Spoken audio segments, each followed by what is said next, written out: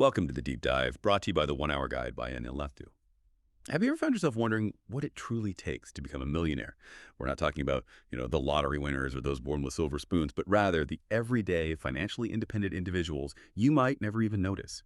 It seems most people have this vivid picture of wealth that's, well, often completely off the mark. Today, we're embarking on an exciting journey to uncover the surprising secrets of America's genuinely affluent, really challenging those preconceptions head on. Exactly. And our mission on this deep dive is to meticulously unpack the invaluable research from The Millionaire Next Door by Thomas J. Stanley and William D. Danko. It's just fascinating stuff. This book, it's the result of over 20 years of comprehensive studies, hundreds and hundreds of direct interviews with actual millionaires. It really offers an unparalleled shortcut to understanding how real, sustainable wealth is accumulated. We'll pull out the most important insights, challenge some of those common assumptions you might hold, and hopefully provide practical, actionable takeaways for you, our listener. Help you bridge that gap between perception and reality. Absolutely. We're going beyond just the surface level here. We want to explore the core habits, the fundamental beliefs, and the quiet behaviors that truly set these millionaire next door types apart. We'll delve into some really in-depth examples and offer clear, actionable guidance that hopefully you can apply in your own life. So let's get started on becoming truly well-informed, armed with knowledge that could really shift your financial trajectory. Okay, let's unpack this right away because, honestly, the common image of a millionaire, it's often just wrong. Most of us, we picture this life defined by luxury cars, designer clothes, huge opulent homes, and just this constant display of, well, spending. The authors Stanley and Danko, they actually have a brilliant term for this. They call it the big hat, no cattle phenomenon. It's all show, right? No real substance underneath. You see someone driving that fancy car, living in the mansion, and you automatically think, wow, they must be loaded, secure, wealthy. But as we're about to find out, the research tells a very, very different story, a much more interesting one, actually. It's such an important distinction. And, it was a revelation even for the authors themselves, their own kind of aha moment, the point where their research really clicked. It came from this Harvard-trained mathematician, John Robin. He'd spent years profiling the wealth characteristics of something like 200,000 neighborhoods across America. Massive undertaking. And what Robin revealed was, quite profoundly, that about 1/2 of the millionaires in America don't live in upscale neighborhoods. Half of them, wow. Not in the fancy areas. Exactly. That wasn't just a casual comment. It was a total game changer. It completely shifted Stanley and Danko's focus. They realized the real wealth builders weren't necessarily hanging out in the most exclusive zip codes. So instead, they redirected their attention to these low-profile millionaires, the folks who quietly, systematically, and really effectively accumulate substantial wealth without needing all the fanfare, without drawing attention to themselves or their assets. So if it's not the flashy cars and big houses, Yeah. what is true wealth then? That's the big question, isn't it? Because it sort of redefines everything. Right. Precisely. And the book hammers home this fundamental concept that so many people miss. It's worth repeating. Wealth is what you accumulate, not what you spend.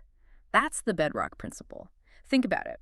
You've got lots of people with high incomes, doctors, lawyers, top executives who are, frankly, not wealthy at all. Right, because they spend it all. They spend every dime, often feeling this immense pressure, to project that image of success.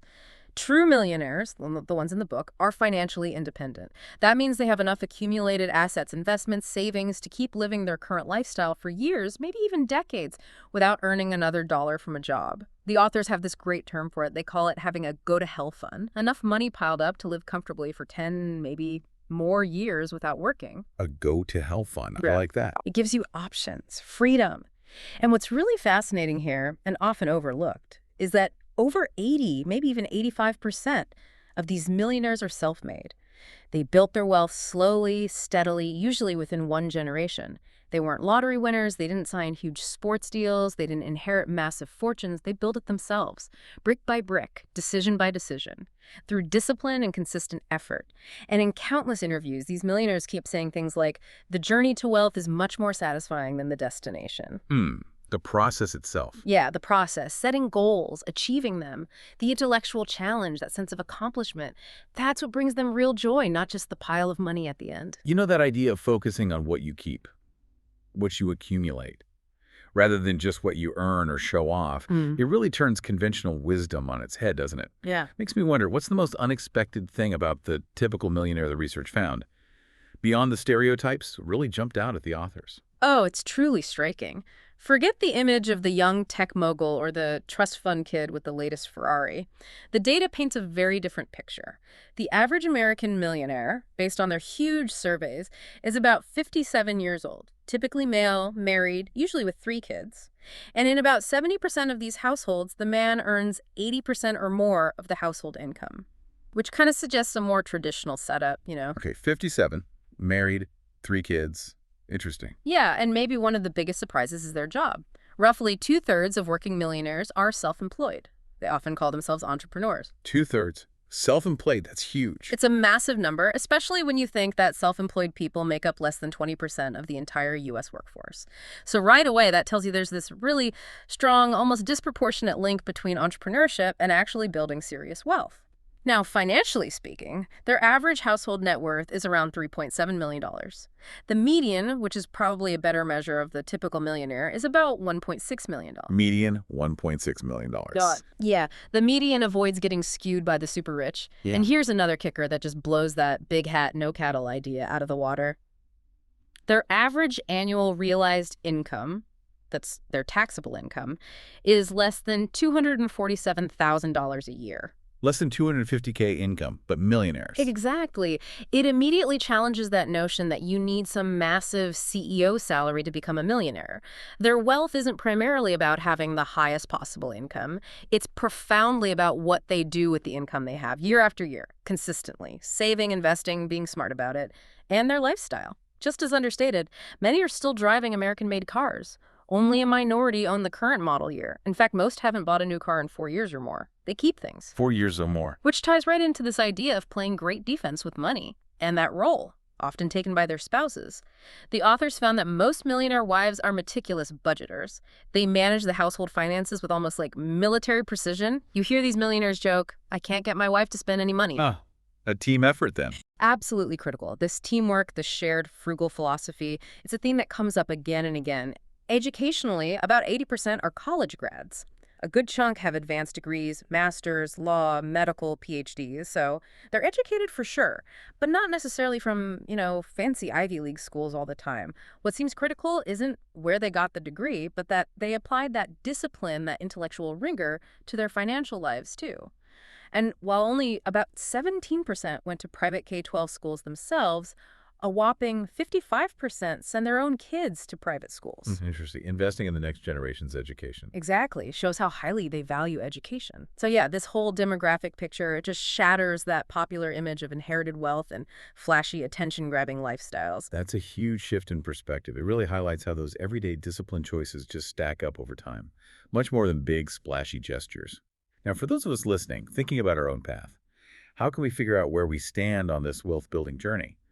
The authors actually give us a tool for this, right? A pretty simple one. Yes, they came up with this straightforward but really powerful wealth equation. It helps you figure out your expected net worth. Here's the formula. You multiply your age by your realized pre-tax annual household income. And importantly, you exclude any inheritances from that income figure. Then you take that total and divide it by 10. Simple as that. Age times pre-tax income, divide by 10. Right. So, for example, if you're, say, 41 years old and your household brings in $155,000 before taxes, your expected net worth, according to this rule of thumb, should be around $635,500. It gives you a clear, personalized benchmark, a way to see, okay, am I generally on track for my age and income level? And based on this equation, the authors divide people into 2 main groups: prodigious accumulators of wealth, they call them PAWs, and underaccumulators of wealth, or UAWs. PAWs and UAWs, okay. PAWs are the folks in the top quartile for wealth accumulation compared to their age and income peers. Their actual net worth is significantly higher than what the formula predicts. They're punching above their weight, financially speaking. UAWs, on the other hand, are in the bottom quartile. Their actual net worth is much, much lower than expected for their age and income. They might earn a lot, but they just aren't keeping it. They're underperforming. There is this classic example in the book that really brings it to life, Mr. Richards. He's a mobile home dealer, 51 years old, earns $86,000 a year. Pretty good income, but not astronomical. His actual net worth, A remarkable $1.6 million, way, way higher than his expected $438,600. He's a classic Paul. Okay, mobile home dealer, $1.6 million net worth. Impressive. Now contrast him with Mr. Ford, an attorney, same age, 51. Earns a bit more, actually, $92,330 a year, but his actual net worth, only $226,511. Far, far below his expected net worth of about $470,000. He's a UAW. Higher income, but way less wealth. Why the difference? That's the million-dollar question, right? The authors point out Mr. Richards had nearly 5 times Mr. Ford's net worth because Mr. Ford had a much higher tendency to spend. He was living what he saw as a higher upper-middle-class lifestyle. Foreign luxury cars, expensive custom suits every day, multiple country club memberships, the whole 9 yards. The big hat, no cattle guy. Exactly. Mr. Ford looked the part, but Mr. Richards had the wealth. This example just slams home the point. It's the spending habits, the self-discipline, the conscious choice to prioritize accumulating over displaying status. That's what dictates wealth, much more than just the income level. Looking rich versus being rich. Big difference. #2, the 7 factors of wealth accumulation. That distinction between PAWs and UAWs, it's absolutely critical. And it leads us right into the 7 common denominators, the key factors that Dr. Stanley and Dr. Danko found among people who successfully build wealth. Let's dive into the first one. They live well below their means. This isn't just like one factor among equals. It really feels like the cornerstone, doesn't it? The absolute bedrock of that millionaire next door lifestyle. Totally. It's fundamental. Frugality, as the authors define it, is simply behavior characterized by or reflecting economy in the use of resources. It's the direct opposite of being wasteful or falling into that trap of hyperconsumption that so many people mistakenly link with being rich. Right. It's about being resourceful, intentional, Yeah, not necessarily deprived. precisely. And this factor just blows up that myth of conspicuous consumption. Take Mr. Bud, for example. This guy's a decamillionaire worth over $10 million. Someone offered him this rare, expensive 1970 Bordeaux wine. His response became legendary in the book. I drink scotch and 2 kinds of beer free and Budweiser. Ah, Budweiser for a decamillionaire. Love it. It's funny, but it perfectly captures the mindset, right? These millionaires aren't automatically driven by fancy labels or price tags. They prioritize value, what works, what they actually enjoy, not what they think will impress other people. The book has this table, Table 2.1, prices paid by millionaires for clothing and accessories. It's eye-opening. It shows the typical millionaire reported never spending more than $399 for a suit. Ever. Under $400 for a suit. Yeah. Over half paid $399 or less. Self-made millionaires typically paid around $360. Interestingly, inheritors, they spend over $600. A noticeable difference there. There's this guy, Johnny Lucas, net worth over $2 million. He famously wears off-the-rack suits, often from JCPenney. And get this statistic, it really underlines the point. 30.4% of the millionaires surveyed hold JCPenney credit cards. JCPenney, not exactly Neiman Marcus. Nope. And JCPenney is often praised by Consumer Reports for quality and value. It fits the pattern. Same thing with shoes. 1 in 4 millionaires never spent more than $100 on a pair of shoes. Only a tiny fraction, like 1%, spent $667 or more. So those stories you hear, like some guy, Mr. King, spending $850 on alligator shoes, that makes headlines, but it's an extreme outlier, not the norm at all. The why behind all this is pretty clear. These folks don't feel this burning need to dress the part to impress clients or stockholders. Their main goal is financial independence, period, not flashing logos. That's so true. It feels like many people confuse the trappings of wealth, the fancy stuff, with actual wealth itself. They see the expensive car and assume financial security, but maybe the driver is a UAW, totally leveraged up to their eyeballs. Which begs the question, how do these genuinely wealthy people resist that huge societal pressure to perform, to look rich? It seems to come back to playing great defense with money, budgeting, planning. That seems crucial. Absolutely. And the research shows nearly 95% of millionaire households are married. And often their spouses are even more frugal than they are. It's a common refrain you hear from these millionaires. I can't get my wife to spend any money. The frugal spouse anchor. It's a powerful dynamic. Wow. That shared financial philosophy, the alignment of values, it's paramount because, as the authors say, a couple just cannot effectively build wealth if one partner is a hyper-consumer, constantly undermining the saving and investing efforts. And most millionaires, the ratio is something like 120 budgeters for every 100 non-budgeters. They don't just wing it financially. They actively operate on an annual budget. They track their household spending meticulously. And for those who don't do a strict line item budget, a common strategy, and a really effective one, is to invest first and spend the balance. It's a pay yourself first idea. Exactly, a powerful version of it. They often commit to investing 15% or even more of their income before anything else gets spent. It's automatic, disciplined. There's a great example of this, Mrs. Rule. She owns an auctioneering business worth over $2 million. She perfectly embodies this playing tremendous defense idea. She meticulously budgets for both her household and her business, tracks every single expenditure. Why? Because she has a clear financial goal, $5 million by retirement. She sets these concrete goals and then consciously plans her spending: food, clothing, shelter, making sure every dollar contributes to that bigger wealth-building strategy. She's a classic paw in action. And you see this value-driven approach even in their credit card choices. Table 2.2 in the book looks at the credit cards millionaires carry. It's fascinating. Sure, they have Visa, 59%, MasterCard, 56%, the standard stuff. But look at this. Store cards from places like Sears, 43%, and JCPenney, 30.4%, are significantly more popular among millionaires than the so-called status cards. Like Amex Platinum. Yeah. Amex Platinum was only held by 6.2%. Diners Club, 3.4%. Luxury store cards like Neiman Marcus, 21%, or Brooks Brothers, 10%, are also way less common than Sears or Penny's. What does that tell you? Their spending isn't about flashing a fancy card or getting perks at exclusive clubs. It's about value and practicality, even in just everyday shopping. Millionaires also tend to have clearly defined goals: daily, weekly, monthly, annual, lifetime goals. The ratio is 180 goal setters for every 100 non-goal setters. Wow, goal-oriented. Very. And they spend a lot more time planning their financial future, too. 192 planners for every 100 non-planners. It shows this deliberate, strategic, proactive approach to managing their money in their lives. And this meticulous planning, this frugality, it even extends to how they manage their income for tax purposes, right? Yeah. Minimizing what they actually realize each year. Yes, this is a crucial point. There's a big difference between realized income, the money you actually earn and pay taxes on in a given year, and your total wealth, your net worth, all your accumulated stuff. The book shares this kind of ironic conversation between an IRS manager, Mr. Young, and his colleague, Mr. Stern. Mr. Young jokingly calls high-income spenders our best customers for the IRS. Because they pay more tax. Exactly. Their high spending usually means they need a high realized income, which means more tax revenue for Uncle Sam. In contrast, the real millionaires, the PAWs, often strategically minimize their realized income. They structure things to keep their taxable income lower, allowing more wealth to grow tax-deferred or tax-free. Table 2.3, contrasts among American taxpayers, makes this crystal clear. It compares Sharon and Ross Perot. Sharon, a healthcare specialist, 51, earns a good income, $220,000 a year. She paid nearly $70,000 in federal tax. Now here's the kicker. That tax bill was 18.8% of her total accumulated wealth of $370,000. And by the way, her net worth was way below her expected $1.12 million, making her a UAW. Paying almost a fifth of her net worth in taxes. Yeah. Now compare that to Ross Perot, a billionaire, obviously. Yeah. In one specific year cited, he paid only 0.8% of his total wealth in tax. 0.8%?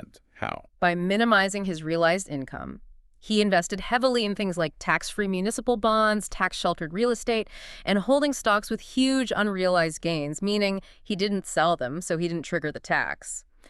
The lesson is huge. Once you hit a certain income level, what you do with what you have, how you structure your finances, how you minimize taxes legally, matters way more for building wealth than just earning a few more dollars. Millionaires get this. They prioritize minimizing that realized income number. You know, I think one of the biggest traps, one of the biggest blind spots for people trying to accumulate wealth is where they choose to live. That address. Research has some really eye-opening stuff on this, doesn't it? How your neighborhood can literally make or break your financial future. Oh, absolutely. This is where it gets really interesting, especially regarding the high cost of living in those high-status neighborhoods. For UAWs, this is often a major drain. Living in expensive areas can create this perpetual stalemate, financially speaking. It forces them to maximize their realized income just to cover the massive costs, huge mortgages, sky-high property taxes, plus the relentless social pressure to keep up appearances. Yeah, the keeping up with the Joneses effect on steroids. Totally. And it leaves little, sometimes nothing, left over for actual investment, which is how you build wealth. So the authors offer this really crucial, pragmatic rule of thumb. Listen to this. If you're not yet wealthy but want to be someday, never purchase a home that requires a mortgage that is more than twice your household's total annual realized income. Mortgage, no more than 2x your annual income. That's a clear rule. Very clear and powerful. They tell this story about Bob, a 37-year-old stockbroker making $84,000. Bob was desperate to buy this $310,000 house with a $250,000 mortgage, way over the 2x rule. The authors, using their data, gently advised him against it. Maybe look at a $200,000 house with a $140,000 mortgage instead. Bob rejected the advice, said he didn't want to live among truckers and construction workers. Oh, bit of snobbery there. A bit, yeah. And what Bob didn't get, what the authors point out, is that many construction workers and their spouses have combined incomes higher than $84,000. And they often live much more frugally, accumulating way more wealth than someone like Bob, who is chasing status. Living in less costly areas just frees up so much cash flow. Lower expenses mean more capital available for investment. It makes it infinitely easier to actually keep up, even ahead of the Joneses financially, without getting sucked into that high consumption vortex. This practical approach, focusing on freeing up capital instead of keeping up appearances. That's exactly the kind of actionable insight we'd love to share here on The Deep Dive, powered by the 1 Hour Guide by Anne Nefu. Okay, let's shift to factor number 2. Millionaires allocate their time, energy, and money efficiently in ways that actually help build wealth. This isn't just about working harder, is it? It's about being incredibly intentional, strategic, with all your resources, time included. Exactly. It's about working smarter, not just longer hours at the wrong things. Look at financial planning time. Pause. The prodigious accumulators. They dedicate nearly twice the hours per month to financial planning compared to UAWs. It's about 8.4 hours versus 4.6 hours. Okay, 8.4 hours a month. Still doesn't sound like a huge amount? No, it's only about 1.2% of their total time for pause. But that consistent, dedicated effort month after month, year after year, it makes an exponential difference over decades. It compounds, just like money. And unsurprisingly, this proactive planning means pause worry significantly less than UAWs about their economic future. There's a direct link between planning and peace of mind.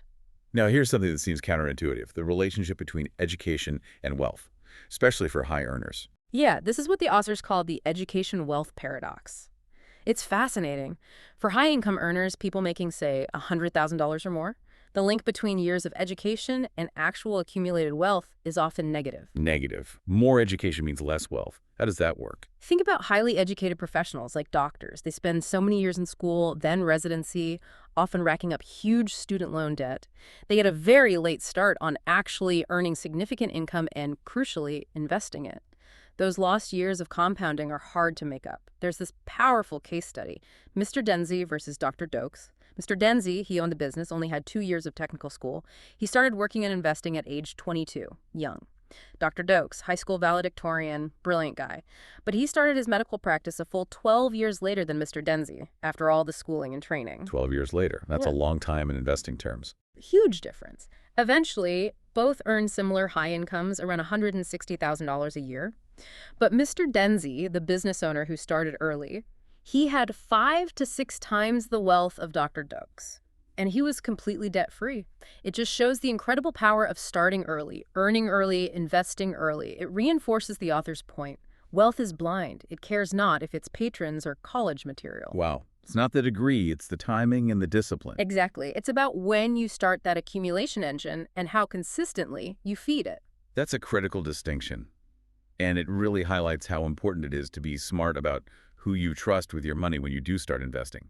Millionaires aren't just passive about this. They're incredibly savvy when it comes to picking financial advisors, aren't they? They treat it like hiring someone important. They absolutely do. Take the story of Mr. Martin. Self-made multimillionaire, never earned more than $75,000 a year in salary. $75,000 max. Yeah. And became a multimillionaire. Yep. Through smart, disciplined investing over decades, and by being incredibly careful about who advised him. When brokers would cold call him, you know how they do, he had this method, the Martin method, he'd challenge them straight up. Okay, you want my business? Send me a copy of your personal income tax returns for the last few years and a list of what you've held in your own portfolio for the past 3 years. If you made more money than I did from investments, sure, I'll invest with you. Did anyone ever send him their returns? Not one. Not a single broker ever took him up on it. It tells you a lot, doesn't it?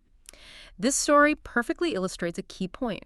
Millionaires operate their households like efficient businesses. They don't see financial advisors as gurus they blindly follow.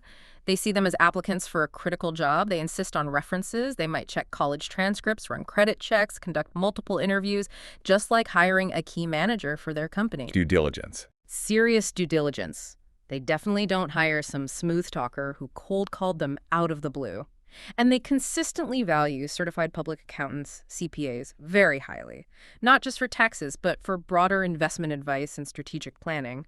They see CPAs as trusted partners. Okay, so they're careful about who they hire. What about how they invest? Are they constantly trading, trying to time the market? Generally, no. The opposite, actually. They tend to be inactive rather than active investors. Almost all millionaires, like 95%, own stocks. That's a given. But fewer than 1 in 10 are active traders, buying and selling frequently, holding things for less than a year. The vast majority, more than 3 out of 10, hold their investments for over 6 years. Many hold much, much longer than that. It's a buy and hold approach. Why the long-term view? Well, a few reasons. Active trading is just plain expensive. All those commissions add up. Plus, you pay higher taxes on short-term capital gains compared to long-term gains. It eats into your returns. So instead of churning their portfolio, millionaires tend to focus their time and energy on studying fewer potential investments, but studying them much more deeply. Then they buy and hold, letting compounding do its work. Dr. North, a paw physician mentioned in the book, is a great example. He's a focused investor. He doesn't spread his money thinly across hundreds of stocks he barely knows. He concentrates his investments in 2 main areas: agricultural land and medical industry stocks. Areas he understands. Exactly.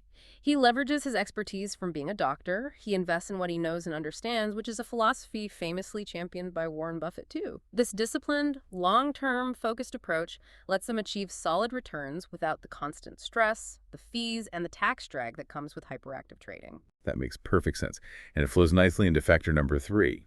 They believe that financial independence is more important than displaying high social status. This feels like one of the most countercultural, yet absolutely essential insights from the entire book. It challenges everything society screams at us about what wealth is supposed to look like. It really does. Mr. W. Allen, a guy the authors call a super accumulator, he lived in the same modest house for 40 years despite being incredibly wealthy. He put it perfectly. If your goal is to become financially secure, you'll likely attain it. But if your motive is to make money to spend money on the good life, you're never going to make it. Wow. Your motive dictates the outcome. If the goal is just spending, you'll never get there. Exactly. It's about the why. What's driving you?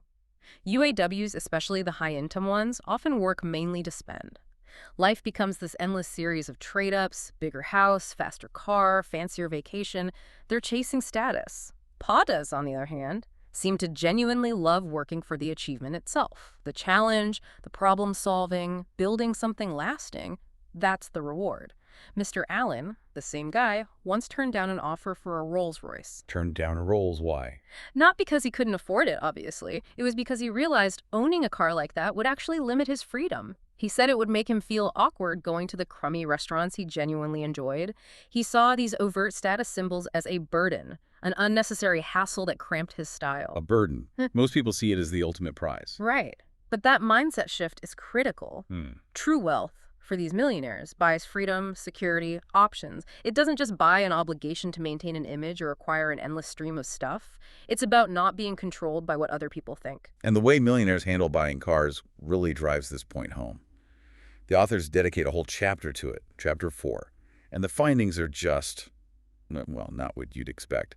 For starters, over 80% of millionaires purchase their vehicles, cash or traditional loans. Less than 20% lease. Yeah, that's a big difference from the general population, especially high earners. Leasing is often pushed as sophisticated, but millionaires clearly prefer ownership. The authors even give this rule of thumb.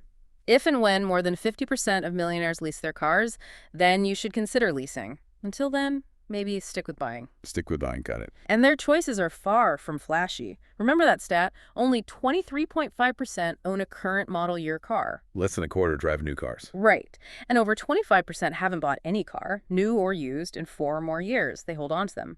Table 4.2 shows the typical millionaire paid about $24,800 for their most recent vehicle. And the most expensive car they ever bought, around $29,000 on average. $29,000 for the most expensive car ever. for the average millionaire.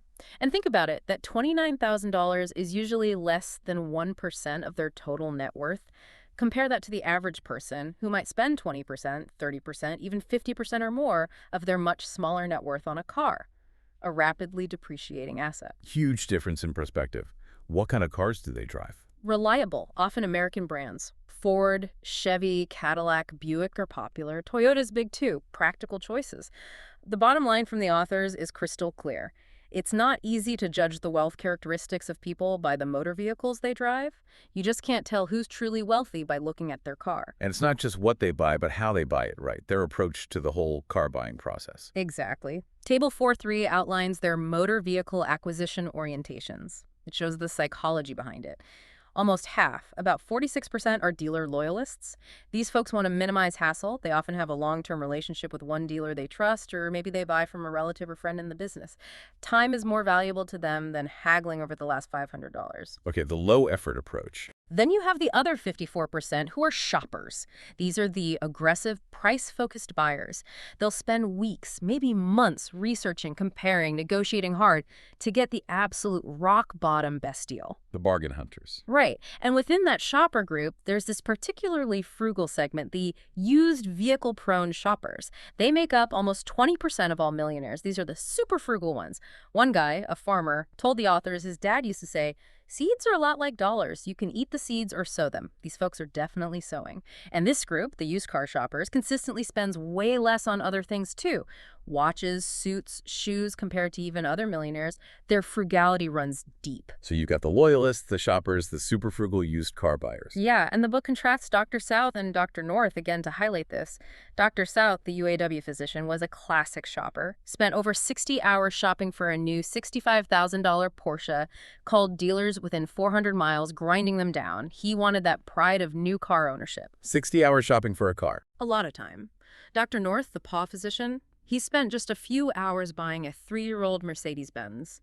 His thinking was purely pragmatic. He asked himself, is the pride of new car ownership worth $20,000? Because that was roughly the price difference between the new and the 3-year-old model. The cars are the same, he figured. The answer is no. And Dr. North, true to his pawn nature, keeps his cars for a long, long time. He probably spends less than an hour a year on average thinking about or buying vehicles. It's just not a priority compared to building wealth. It's a powerful contrast, constantly making those value judgments, not just emotional status buys. Okay, let's move to factor 4. Their parents did not provide economic outpatient care, or EOC as the authors call it. This concept feels really important for understanding how wealth, or sometimes the lack of it, gets passed down or undermined across generations. What exactly is EOC? Economic outpatient care. It refers to substantial, regular cash gifts, subsidies, or other financial support given by affluent parents to their adult children, and often even their grandchildren.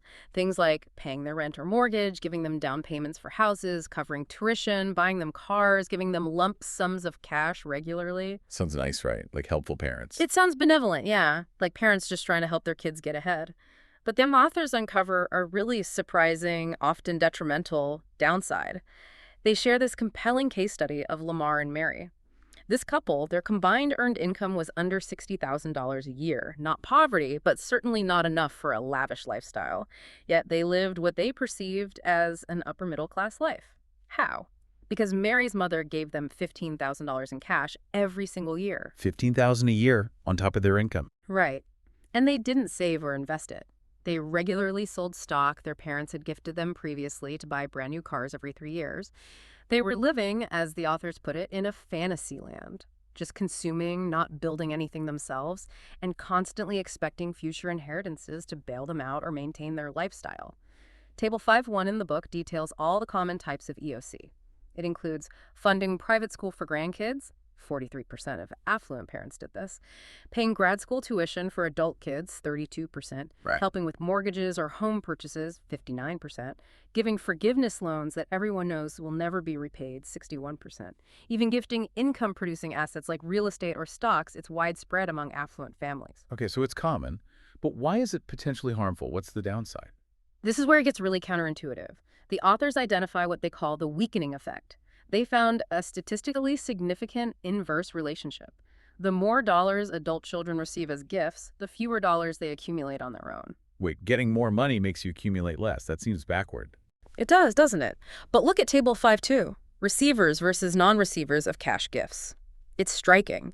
Across 8 out of 10 different occupational categories, including high earners like attorneys, entrepreneurs, physicians, managers, the adult children who received regular cash gifts had significantly lower net worths and often even lower incomes than their peers in the same jobs who didn't receive gifts. Lower net worth and lower income sometimes. Oh. Yeah. The only exceptions were teachers and professors. The authors speculate maybe their inherent discipline led them to actually invest the gifts rather than just spend them. But for most professions, EOC seem to hinder wealth building. Why? Several reasons. First, EOC often encourages more consumption than saving. You get a gift, you buy something nice. Maybe that expensive rug gifted by mom leads to buying all new furniture to match it. It fuels spending habits. Second, it can foster this subtle sense of entitlement. Recipients start feeling like they're self-made even though they're heavily subsidized, blinding them to their actual financial situation. Third, it often increases dependency on credit. Knowing there's a parental safety net can make people less cautious about borrowing and spending. The weakening effect. Makes sense when you lay it out like that. And parents usually mean well. They want to get the youngsters going. But often, these gifts end up strengthening the child who's already strong and independent and inadvertently weakening the child who's already struggling or dependent. There's this example of Mrs. BPF, an entrepreneur. Her parents gifted her a business and let her live rent-free in a house they owned. Huge advantages, right? But she still lived in constant fear of her business failing and struggled with overspending. It shows that discipline and initiative can't be purchased. EOC didn't buy her confidence or financial skill. Maybe it even hindered their development. It led to fear and dependence, not freedom. That's a really sobering thought. Yeah. That well-intentioned help can actually backfire. So what did the affluent parents who raised successful independent kids do differently? They clearly weren't just writing checks. Right, they acted more like mentors than ATMs. The authors identified several key strategies from parents whose kids became paws themselves. First, and this one might be surprising, they never told their children the parents were wealthy. Didn't tell them they were rich. Nope. Many paws said they didn't realize the extent of their parents' wealth until they were well into adulthood, often after they'd already built their own financial foundation. Kept them grounded, motivated. Second, and this is crucial, they taught discipline and frugality. Not just by lecturing, but by example. Living it themselves. Remember Dr. North's daughter? She made that King's Rules poster for herself. Be tough, never say poor me, waste not, want not, don't buy on credit. That wasn't forced on her. She absorbed those values from her environment. Actions speak louder. Third, they taught self-sufficiency. They encouraged their kids to take responsibility, to deal with challenges, to figure things out, not rescuing them from every mistake. Think of Paul Orfalea, the Kinko's founder. He started with a $5,000 loan his dad co-signed. That co-signature meant failure wasn't an option. His dad would be on the hook. It forced him to succeed. No easy bailout. Okay, so don't reveal wealth, teach discipline by example, foster self-sufficiency. But what else? Fourth, they minimized talk about inheritance. They understood that vague promises or playing favorites can create conflict, resentment, and kill motivation among potential heirs. Keep it clear, keep it fair, or keep it quiet until necessary. Fifth, they made sure gifts were given out of love, not as a result of negotiation or manipulation. They didn't want to teach their kids that whining or pressuring them would yield financial rewards. And sixth, maybe most importantly, they emphasized education. They saw education as the ultimate gift. Teaching them how to fish. Exactly. As the authors put it, paying for an education is the equivalent to teaching your children how to fish. And interestingly, tuition was the most frequently mentioned gift that millionaires themselves recalled receiving from their parents. Not cars, not houses, but education. It empowers long-term. Laura's story in the book is a fantastic example. Her husband left her. She had English literature degrees, not exactly a direct path to riches. Her wealthy parents offered to support her. She refused, courageously refused. Instead, she leveraged her education, talked to business owners she knew, learned about real estate, and became a highly successful real estate executive entirely on her own merit. Self-reliance, courage, using her intellectual capital. Powerful stuff. That's incredibly inspiring. Refusing the easy way out and building something herself. And the contrast between the brothers, Henry and Josh, really drives home how EOC's impact depends on the recipient's mindset. Both were adult sons of affluent parents. Josh was the attorney, got lots of EOC, had a higher income, $123,000. But his net worth was lower, $553,000. Why? High consumption lifestyle, leased BMW, fancy house. a UAW. Henry, his brother, was a teacher, lower income, only $60,000. He also received EOC from the parents, but what did he do? He invested it. Exactly. He invested it diligently, lived a frugal middle-class life, his net worth significantly higher at $834,000. He was a pa. It shows EOC itself isn't inherently bad, but if it fuels consumption instead of investment, it creates UAWs, even with a head start. It's about the recipient's discipline. And understanding these nuances, these critical distinctions, is precisely the kind of insight the 1 Hour Guide by Anil Nathu aims to bring you. Okay, let's bundle the last two factors, 6 and 7, because they feel very connected. They are proficient in targeting market opportunities, and they chose the right occupation. The authors make this strong case that we're seeing, or about to see, this unprecedented amount of wealth in America. And that creates huge opportunities for people who know where to look. Basically, follow the money. That's the core idea. While millionaires are often frugal with everyday consumer stuff, remember, they are not price sensitive when it comes to high-quality professional services. They'll pay top dollar for expert investment advice they trust, meticulous accounting, sharp legal counsel, top-notch medical and dental care, especially elective procedures, and really high-quality educational products and services for their kids and grandkids. So, services for themselves and their families, they don't skimp. Not on quality, no. They also spend significantly on industrial products and services because, remember, so many of them are business owners themselves. And the scale of wealth transfer the authors predicted back then was just massive. Over $1 trillion in gifts expected to flow from parents and grandparents to adult children and grandkids by 2005. A lot of that transfer happens strategically tax-free, the $10,000 annual gift exclusion per person back then. This creates this huge ongoing market for services tailored to the affluent, provided you offer real value and integrity. So if you're listening and thinking about where those opportunities might lie, which specific professions or businesses are best positioned to serve this wealthy demographic, the authors call out several key areas. They do. Legal services are huge. Attorneys specializing in estate planning, complex tax law, helping the wealthy withstand the siege from the tax authorities, as they put it, even immigration law with things like investor visa programs, high demand. Healthcare is another big one. Medical and dental specialists, especially those doing cosmetic or elective procedures. Affluent people often pay out of pocket for the best care and frequently cover costs for their kids and grandkids too. Education, as we mentioned. Private schools, top tutors, college counselors. Demand is fueled by affluent parents and grandparents willing to invest heavily in the next generation's future. Financial advisors are critical, especially CPAs who go beyond basic tax prep and offer strategic planning estate, trust, gift tax solutions, business valuation, retirement planning. They're often the most trusted advisors, sometimes even acting as co-executors of estates. That's a huge level of trust. Yeah, trusted advisors. Housing specialists, too. High-end designers, security consultants, property managers benefit as the wealthy buy homes, renovate, and often help their kids with housing. Even travel agents who specialize in luxury or family travel find opportunities as affluent families prioritize vacationing together. And underlying a lot of this is the power of self-employment, right? That recurring theme. Absolutely.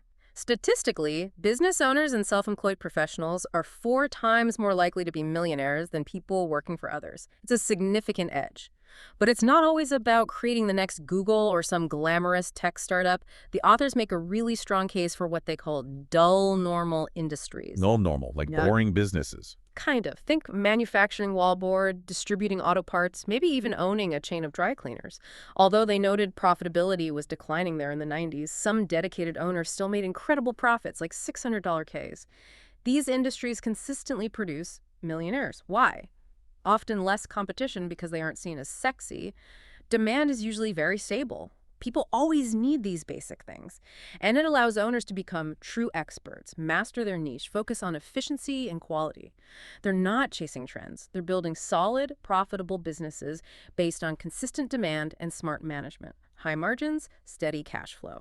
It really speaks to the value of intellectual capital, too, especially for those self-employed professionals. Definitely. Physicians, 87% profitability rate reported. Dentists, almost 95%. Attorneys, 92.5%. Accountants, 91%. Their profitability rates are way higher than the average small business. Why? They're selling their intellect, their specialized knowledge and skills. And as that Holocaust survivor wisely told the authors, they can take your business, but they can't take your intellect. That's powerful. Knowledge is an asset they can't seize. It's the ultimate portable, non-confiscatable asset. For many entrepreneurs, it's also about the risk-reward calculation. They often see working for someone else as riskier. Riskier. How so? Because it's just one source of income. Your boss can fire you, the company can downsize, boom, your income is gone. Entrepreneurs often feel they have more control over their destiny, even if it feels scarier day to day. They value the freedom, the challenge, the problem solving. Courage for them isn't about not being afraid. It's about dealing with that fear and pushing forward anyway. Like Ray Kroc with McDonald's or Lee Iacocca saving Chrysler. They faced immense fear but acted. The book wraps up with this fantastic story that perfectly captures the clash between the Paul mindset and the UAW mindset, right? The story about Mr. W and his condo. Oh, it's a brilliant closing anecdote. Really sums up the core conflict. Mr. W is this self-made multimillionaire, classic Pa, worth maybe $30 million, owns successful industrial businesses. He invests strategically in luxury real estate, but true to form, he lives in a normal middle-class neighborhood himself, drives an ordinary GM sedan, low profile. So he buys a unit in a luxury condo complex as an investment, and he gets it in writing in the original property declaration that he has the right to have his dog, a 30-pounder, all above board. Okay, he secured the right for his dog. Yes. Then, after the building is sold out, some of the other condo owners described by the authors as classic UAWs, the beautiful people obsessed with status and appearances, they form this committee. And they pass a new rule banning dogs over 15 pounds. It was clearly, though unofficially, targeted right at Mr. W and his slightly larger dog. A thinly veiled attempt to pressure him, make him uncomfortable, maybe force him to sell his unit because he didn't quite fit in with their image. Wow, condo politics can be brutal. What did Mr. W do? Well, Mr. W, being a resourceful paw, consulted his attorneys, confirmed his original right was legally sound, and then he made the deliberate choice to promptly ignore their petty, targeted new rule. There was a standoff, but ultimately he successfully defended his right, forcing the committee to amend their new covenant to specifically exempt him and his dog. He won. Good for him. Stood his ground. He did. Though, interestingly, he eventually sold the unit anyway. He said, "I don't want to live in a building with people who don't like dogs." But the story is just perfect. It shows how paw beers, even when they keep a low profile, have the resources, the smarts, and the sheer determination to protect their interests and their values when challenged by those who prioritize superficial status over substance and fairness. It's a fantastic illustration of everything the book teaches. A great example for our listeners tuning in to the deep dive. Okay, wow. We have covered a ton of ground today. From the surprising frugality of actual millionaires to the hidden dangers of economic outpatient care and how their mindset shapes everything from careers to investments. So now, the really crucial part. How do we take all these powerful insights and actually translate them into action?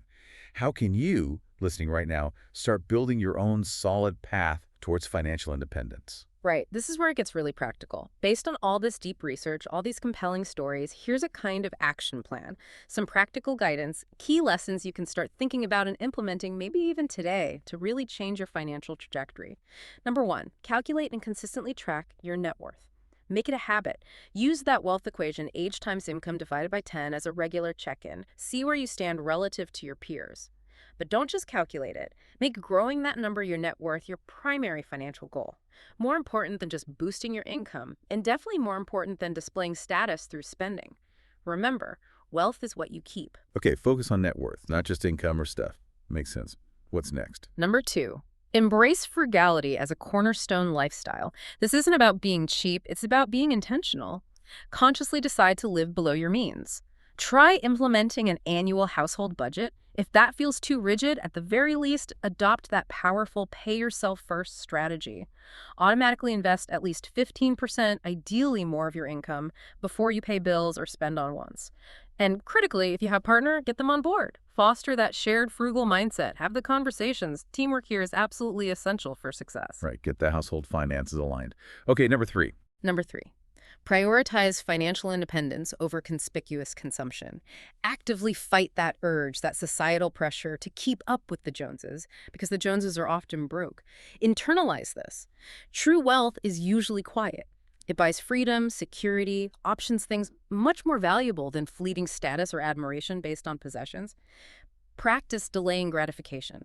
Remind yourself that the long-term reward of financial security is way more satisfying and sustainable than any short-term buzz from a status purchase. Delay gratification, that's a tough one, but crucial. All right, number 4.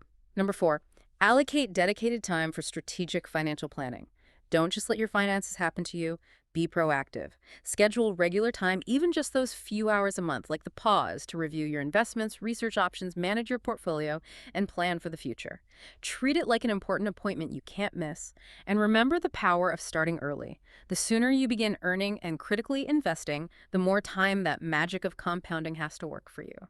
Don't wait. Schedule the planning time. Got it. Number 5. Number 5, become a savvy employer of financial professionals. Don't just hand your money over to the first person with a nice suit and a slick pitch. Treat hiring advisors, financial planners, accountants, attorneys like you're hiring a key employee for your household business. Do your homework. Check backgrounds, ask for references, interview multiple candidates. Don't be swayed by cold calls or promises of unrealistic returns. And find a great CPA-certified public accountant who thinks strategically beyond just filing taxes. They can be an incredibly valuable partner. Be a smart hirer of advisors. Yeah, makes sense. Number 6 relates to kids, right? Yes. Number 6, rethink economic outpatient care, EOC, especially as a parent. If you're a parent or grandparent, focus your efforts on instilling discipline, self-sufficiency, and a strong work ethic in the next generation. Prioritize gifts of education, helping with tuition, maybe over just giving cash or buying expensive material things, because cash, as we saw, often fuels consumption, not accumulation. Be really mindful of that weakening effect. Avoid over-subsidizing adult children to the point where they don't develop their own financial muscles and resilience. Let them learn to stand on their own feet. Tough love, maybe, but important for their long-term well-being. Okay, number 7. Number 7, choose your occupation and investments strategically. Think carefully about your career path. Self-employment often offers more control and wealth potential, but it's not for everyone. Consider industries that cater to the affluent, where quality service is valued over price. Or look at those dull normal businesses with stable demand and maybe less competition. And with your investments, focus on what you know and understand. Don't chase fads. Adopt that long-term buy and hold strategy. Avoid costly, stressful short-term trading. Know your circle of competence. Good advice. Yeah. And finally, number 8. Number 8, make strategic home and vehicle purchases. Remember the rules of thumb. Keep your mortgage at or below twice your annual household income. Don't stretch for the biggest house in the fanciest neighborhood if it means sacrificing investment potential. Consider living in less costly areas to free up capital. Same with cars. Think about used vehicles to avoid that huge initial depreciation hit. Resist the urge to get a new car every couple of years just for status. Make conscious choices with these big-ticket items. Prioritize freeing up capital for investment over tying it up in things that lose value or primarily serve to signal status. Wow, that's a comprehensive action plan. Calculate net worth, embrace frugality, prioritize independence, plan strategically, hire advisors wisely, rethink EOC, choose occupation investments carefully, and make smart, big-ticket purchases. That really distills it down. It covers the core principles, definitely. Implementing even a few of these consistently can make a massive difference over time.